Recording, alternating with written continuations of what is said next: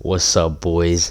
Today, with the start of the year commencing, I think it's time to really make a list of what the people want, what the real UFC fans want in 2026. And in this video, I will go over every single top fight in each division that needs to be made in 2026. The top fight only, the fight that the people want to see, the fight that, will pull in the numbers, that'll be entertaining, and the fight that is fair, to the fighters in the division. Straight up, let's go on to the flyweight division. Man, let's just keep it real. We need to see Pantoja and Van fight again. I don't even know if I want to say fight again because the first one wasn't even really a fight. Listen, let's just be real. All jokes aside, we know that Pantoja, he didn't really have an unlucky arm break. He should have learned not to post directly onto his arm. But listen, at the same time, that match lasted like barely even 30 seconds. We barely got to see who was actually the better fighter, even though it probably is Pantoja and he subs Van pretty easily. That first match was a farce, and Pantoja's he's the only real contender at flyweight. I know Tetsuro, Taira, he just came off a excellent performance, but Pantoja was a dominant champion with multiple title defenses, and then he goes on to lose his bout like that. It seems unfair, if you give it to, Tatsuro Taira over Pantoja just because, he had this recent win over, Moreno. Like, I know it was a good win. It was a good win, but like, come on, Pantoja is a great champion. We need to see him get back in the ring. But that's the weird part of this all. It's like, when will Pantoja get back in the ring? If it's expected to be mid to late next year, then maybe we have to see Van versus Taira first, but that's not the fight we want to see, man. We want to see Pantoja get back in there as soon as possible, but the news on it's pretty scarce. If it's gonna be late next year, then I guess we have to postpone the matchup. But at the end of the day, Pantoja is still the real number one contender. Not even contender at flyweight. Let's keep it real. He's still really the champion. To beat a champion, you got to beat the champion. Van didn't really beat him, bro.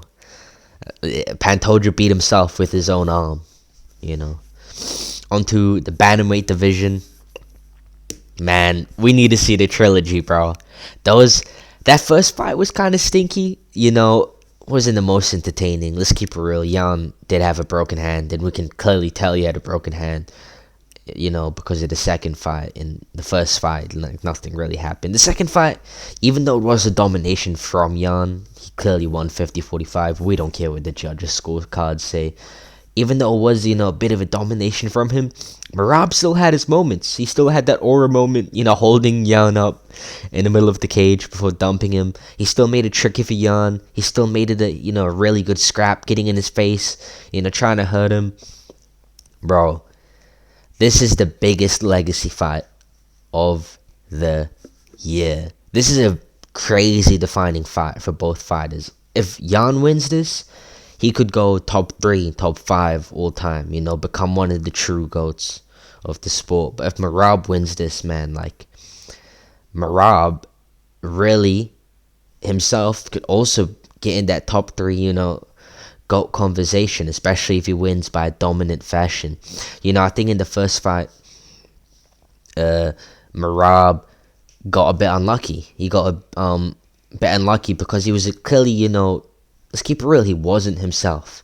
When you fight 4 times in a year, have 4 rough weight cuts in a year, you're never going to be the same fighter, which is why I think it's stupid when fighters, make those sort of moves.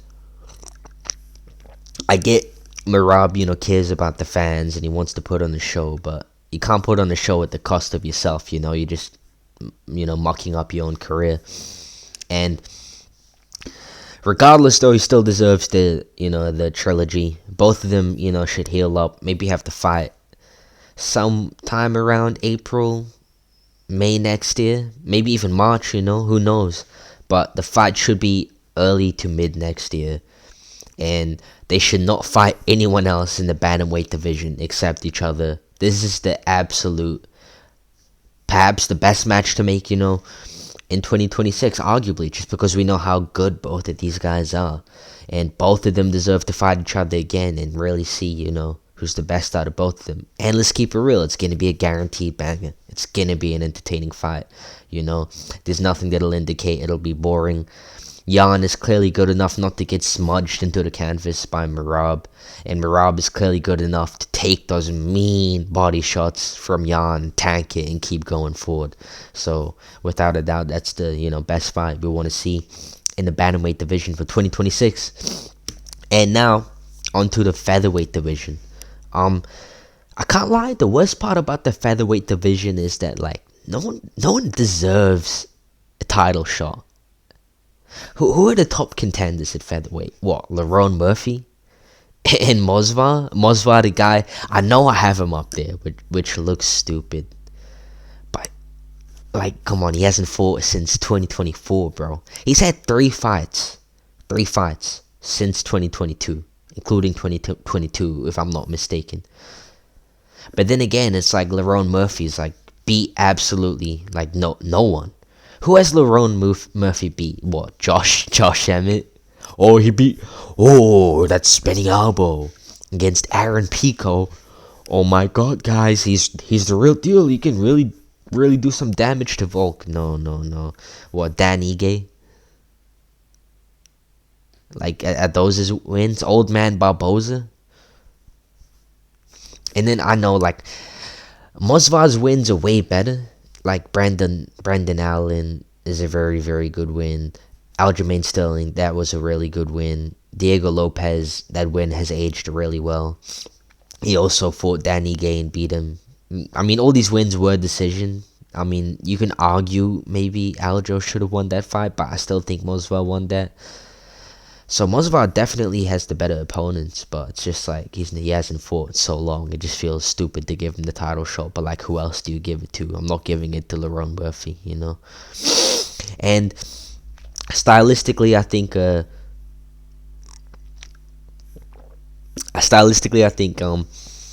Mosvar definitely has a better shot than Lerone Murphy. Lerone Murphy, is just he's a kickboxing guy, right? He's not the type of guy who's gonna, go out there and KO people. I know he KO'd Pico, but that was just a spinning elbow. Anyone's gonna be KO'd with a spinning elbow, Lerone Murphy doesn't have that crazy power on him or nothing. But Mosvar, he's an interesting matchup for Volk. He's a decent wrestler. He can scramble, He's very technically sound, even in the striking. He kind of has pillow fists, but he doesn't. He just has a very, very average power and nothing that can, knock you out. But yeah, it'll be a good matchup, It'll definitely look good for Volk if he beats him, because Mosvar is, undefeated, and he is actually a very, very good fighter. He's just super inactive. And I hope if Volk does beat Mosvar after beating Lopez, maybe, because of course he is going to fight Lopez beforehand, that he does retire. I mean, this would be the perfect fight to retire from, beating a young, I know he's too young.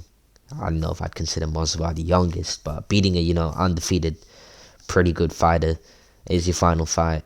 I think this would be an excellent, matchup in the featherweight division, and a good way for Volk to cement his legacy, and ride off into the sunset. But who knows, he might get chinned by Diego Lopez, and this may all be, just complete waffle. On to the next fight we want to see in 2026, this time in the lightweight division. Come on. There's only one fight to make, bro. I'm going to make another video on this, but come on. No one cares about Paddy and Gaethje, bro. It's going to be a good match, for sure. It's going to be entertaining as hell. But isn't the whole point of the UFC that we see the best fight the best for the title? That is not the best fighting the best for the title. It's not even close. It is not even close. There's only one real number one contender in the lightweight division.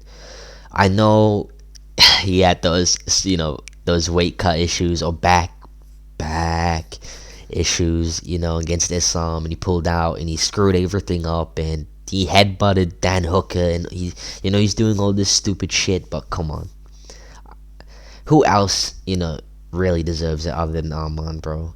Like, beat Oliveira, beat Gamrot, beat Hooker, beat Dariush. Yes, he beat Gamrot. That was a robbery. Go watch that. He's the only real threat to Ilia at the lightweight division. Like, no one else comes close to even, doing anything to Ilia. Gaethje gets horrifically chinned. He might die if he faces Ilia. Like, literally, he might die. Paddy Pimblett, he's got a chin in him, but he still probably will die when he faces Ilia. Not probably 100%, sorry. It's just a case of how badly he gets knocked out. Will he be, like, fully flatlined, or will it be more of a TKO? And this matchup, not only will it be interesting to see Ilia probably face the second best opponent he's faced in his career, because he did face an old Volk, and I feel like Arman is better than like an older version of Volk and an older version of Oliveira. Holloway probably was a better matchup for Ilia than Arman, but Arman, you can still put up a good fight against Ilia, and you may even get it done. There's a slim chance, it might not happen. There's like a 5% chance, but it really well could happen, compared to everyone else in the division who's like a 0% chance. We don't want to see anything else, bro. And let's keep it real. These guys have a lot of history between them with all the trash talk, If this matchup were to be booked, come on, the build-up would be mad entertaining. We know the press conferences would be very, very good. Arman would be calling Ilia a duck, and Ilia would just be calling Arman a bum and saying all this, and it'd be very entertaining. It would pull in a lot of views. Ilia is a rising star. Arman himself is a bit of a rising star too. So no other matchup is bigger than this in the lightweight division for 2026. Like, let's just keep it real. Paddy versus Ilia, it'll be entertaining build up too, but it's just like we already know the result, And then Gaethje Ilia, come on. And then now I'm onto the welterweight division. Man, Michael Morales, the zesty man, the sort of he's zesty, bro. You seen his clips of him, guys? Like, come on. Like, will Islam even want to take him down? They don't rock with that, gay stuff in Dagestan. I don't know if Islam will prefer to strike with, bro, but, all jokes aside, man, Morales is the future of the welterweight division. He's young. He's huge. Like, who knows how he cuts down to welterweight, bro? That might be one of history's, greatest mysteries, Like, how on earth does he do it? This guy's humongous. And how did he beat Sean Brady that badly? It shows how good he is, bro. Because he put a beating on Sean Brady. I remember watching that live. I was genuinely shocked at how unclose it was. Like, Brady was so small compared to him, he couldn't even like shoot a takedown. I don't think that will be a problem for Islam, by the way, because Islam is still a very big welterweight. And listen, Islam is basically taking down everyone on earth, bro. That guy can take anyone down, right? But even so, Morales is a big guy. Islam can take Morales down, but can he hold him down? That's the question. And it'll be interesting to see that. And Morales is the number one contender in welterweight. I know apparently he's not undefeated. Tapology updated his record or some stupid shit, but who cares? He's undefeated in the UFC, beat up the number one contender Sean Brady dominantly. I don't think there's really any other number one contender at welterweight. No one cares about Ian Gary. I don't care about Ian Gary. I don't think you care about Ian Gary. He's just kind of weird. Like, he's just like, Ian Gary could go on 100-fight win streak, knock out everyone in the first second, and I would still hate him for getting a title shot. I would still think he doesn't deserve a title shot. He is just like, he just has no aura, bro. I'll keep it real. You gotta have some aura to be in the title contention. Ian Gary has none of that. He's not even close to deserving of title contention. Shavkat, bro, you gotta fight, you know. You can't just go like this long without fighting and rock up to a title fight. That's not how it works, you know. So I think it's only Morales that deserves the title fight. Usman, bro, I know Ali Abdulaziz, bro. Oh, come on, bro. Don't make that fight happen. No one wants to see Usman versus Islam, bro. Usman is so old, bro. He's so old, bro. We don't want to see that shit, man. Like, what? Because he beat up Yao Queen Buckley, bro? Because he just laid on top of him for 5 rounds straight, bro. Listen, I love Usman. Respect to him. One of the GOATs, but come on, bro. You got to save yourself for another fight, man. We don't want to see you get mauled by Islam. And, you know, Morales versus Islam, it's just going to be a big legacy fight, you know, another big legacy fight in 2026. If Islam beats Morales, man, he only, like, you know, ascends higher and higher, you know, being the GOAT. He's only, like, making a bigger gap between him and everyone else. And depending on how good he beats Morales, man, you know, people like me believe Islam is the GOAT, but, dude, if he beats up Morales, I think the whole world's going to have to accept the fact this guy's the GOAT. And now, on to the middleweight division. I think every division in UFC from middleweight up is kind of shit, like, in terms of, like, the title picture. Because, like, okay, let's just start with middleweight. Does anyone actually come close to beating Hamza in middleweight? We thought DDP was the GOAT of this division. And then Hamza just comes in and just absolutely molests him. Like, come on, bro. Come on, bro. Like, it's so hard, man, to talk about the middleweight division, because it feels like it's kind of redundant. We're not really talking about, you know, a title fight. We're just kind of talking about, like, who we gonna defeat the Hamza next, you know? Like, who's brave enough to get mauled by Hamza next? Like, listen, Imavov is for sure the next fighter for the title in the middleweight division. He for sure deserves it the most, you know, coming off very good wins against, you know, Caio Borralho, knocked out Izzy. But it's just boring, man. Like, man, it's so boring because we just know he's going to walk into the octagon, either get tapped in the first round or he's going to just get smothered into the fucking, you know, concrete for 5 rounds straight. And it is what it is. That is probably still, you know, the best fight to make in the middleweight division because, you know, Imavov is still skilled enough to have a slim chance on the feet, but that's about it, man. Honestly, after Hamza mauls Imavov, moving up would honestly be crazy for the sport. Imagine Hamza versus Pereira. Like, that'd be a crazy fight, you know? And I think people would love to see that. But in the middleweight division, you know, this is the only big, you know, title fight to make. And on to the light heavyweight division, we were just talking about Pereira. Oldberg deserves the title shot the most. I don't think there should be, you know, any questions. He's coming off that very good performance against Dominic Reyes. You know, he beat Jan Blachowicz, all these other guys. He's clearly the number 1 contender. I think he is undefeated in the UFC as well, which is really good. And he's a very good striker. Let's keep it real. He's got decent power for the light heavyweight division. So, you know, this fight will be pretty big just because Pereira, you know, he himself is a huge name now in MMA. You know, one of the best fighters of all time. This will just be a good, fun fight, you know. It'll be an insanely, you know, entertaining striking matchup, you know. 2 guys going tit for tat. We may be, you know, seeing something close to Roundtree and Pereira, you know. These 2 guys just scrapping it out. Oldberg is actually very underrated. He's skilled enough, you know, to go, you know, tit for tat with Pereira. But, you know, let's keep it real. Pereira's power will always be the equalizer. He will eventually, you know, catch Oldberg or something and knock his ass out.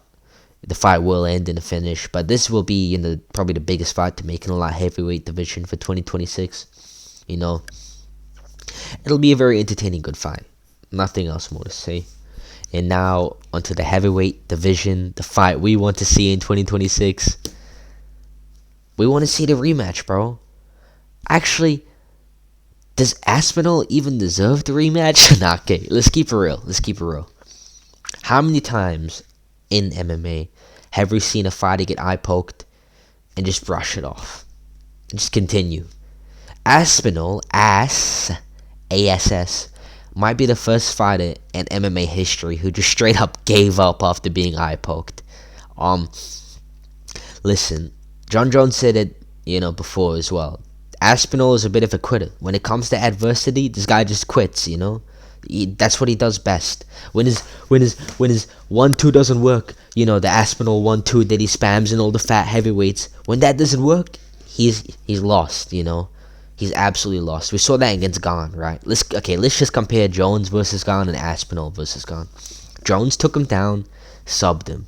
Aspinall didn't even try to take him down because his wrestling and BJJ game is super overrated. Oh, he subbed Olowski and Volkov. Man, he's one of the goats in grappling. You done, bro? You done sucking his meat? So Jones subs Gane. Aspinall, gets a bloody nose and struggles against Gane. Regardless, the build up to this fight will be fun because there was so much controversy from the first fight.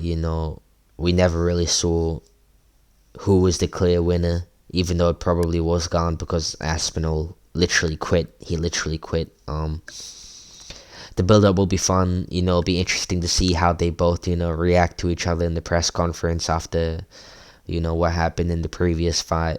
And the fight itself, the first round, even though it went one round, it was very, very entertaining. It was a good striking matchup. In the rematch, we will probably see the same, right? We'll see two guys, just going tit for tat, trying to outstrike each other. Aspinall's power, I don't know if it will work against Gane, because Gane is actually pretty good at absorbing shots, just because he has got that, kickboxing background. He can roll with shots, he can block him, like a basic 1-2 isn't going to really kill Gane, like the other heavyweights, but regardless, if Aspinall knocks out Gane, I'll eat all my words. And I'll shut up. I'll never talk, shit about Aspinall again. But until then, bro, man, this fight, I really hope, they make it as soon as possible. But I know Aspinall is like, oh, my eye. Oh, I can't see, man. Like, come on, bro. Can you just stop with that bullshit and let the fight happen again, bro? Like, okay, you're done playing this little Hollywood movie, bro. Carry on, man. Be like, you're the first fighter ever to act like this after an eye poke, bro. But anyway, guys, those are the top fights we, without a doubt, want to see in 2026. I hope you enjoyed the video. Subscribe for more. We're going to be posting a couple times a week, maybe even more. We're going to become the biggest MMA channel, man. I just know it'll happen. And yeah, have a good one, boys.